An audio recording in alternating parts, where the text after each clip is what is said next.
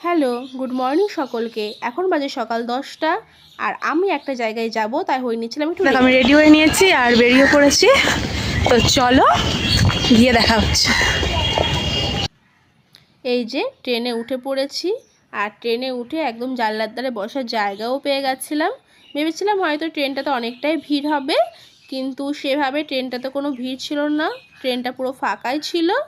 তাই আমরা যতজন গিয়েছিলাম সবাই মিলে এক জায়গাতেই বসেছিলাম।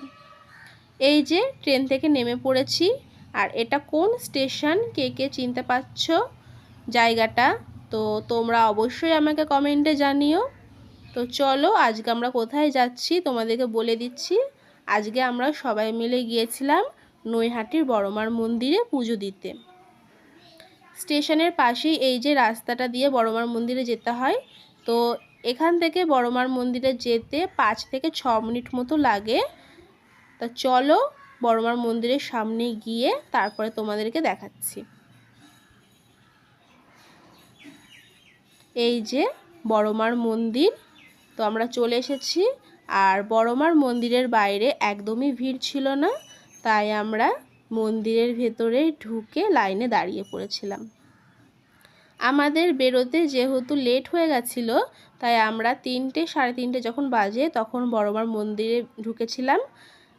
আর এতটা যেহেতু দেরি হয়ে গেছিলো তাই মন্দিরের ভেতরটাও ফাঁকাই ছিল। তো আমরা ফাঁকায় লাইনে দাঁড়িয়ে পড়েছিলাম পুজো দেওয়ার জন্য। বড়মার মন্দিরের পাশেই এই যে রাধাকৃষ্ণ মন্দির, এই রাধাকৃষ্ণ মন্দিরটিও খুব সুন্দরভাবে ফুল দিয়ে সাজানো ছিল, তো সেটাই দেখছিলাম। আর এই যে আমাদের আগে অনেকেই পুজো দেওয়ার জন্য দাঁড়িয়েছিল। এই যে এখানে অর্ধেক অর্ধেক করে মায়ের সামনে পুজো দেওয়ার জন্য সবাইকে ঢোকানো হচ্ছিল। তো আমরাও ঢুকে পড়েছি আর সবাই নিজের নাম গোত্র দিয়ে এখানে সুন্দরভাবে পুজো দিয়ে নিচ্ছিলাম। এখানে পুজো দেওয়ার নিয়মটা বেশ ভালো লেগেছে আমার। প্রত্যেকেই নিজের নাম গোত্র দিয়ে যতক্ষণ ইচ্ছে ততক্ষণ মায়ের সামনে দাঁড়িয়ে এখানে পুজো দিতে পারছিল। তো আমাদের পুজো দেওয়া হয়ে গেছে। এই যে আমরা এক এক করে এবার মায়ের মুখ দর্শন করে মন্দির থেকে বেরিয়ে পড়ছি। মায়ের মন্দির থেকে এই যে আলতা সিঁদুর এখানে রাখা ছিল, তো আমিও বাড়ির জন্য একটা আলতা ও সিঁদুর নিয়ে নিয়েছিলাম। আমাদের পুজো দেওয়া কমপ্লিট, তাই আমরা মন্দিরের বাইরে চলে এসেছিলাম।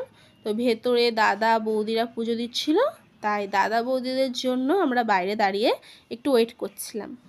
পুজোর পরে এই যে আমরা একটু খাবার খেয়ে নিয়েছিলাম, তারপরে এই যে আবার ট্রেনে উঠে পড়েছি। আর আমাদের বাড়ি ফিরতে অনেকটাই লেট হয়ে গেছিলো। তো চলো আজকের মতো এখানে ব্লগটি শেষ করছি। তো ভালো লাগলে লাইক কমেন্ট সাবস্ক্রাইব করে দিও।